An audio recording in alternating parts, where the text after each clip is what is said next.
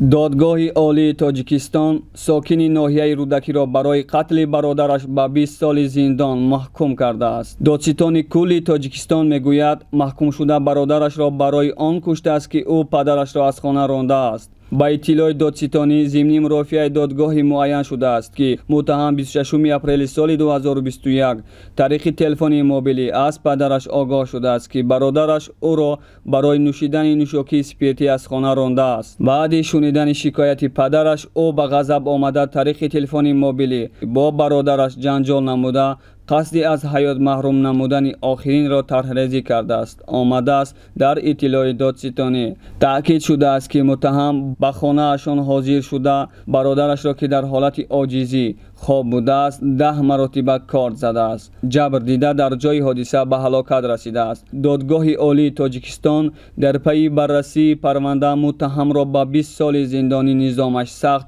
محکوم کرده است. نظر محکوم شده و یا جانب حمایه‌اش درباره اتهام و حکم دادگاه معلوم نیست.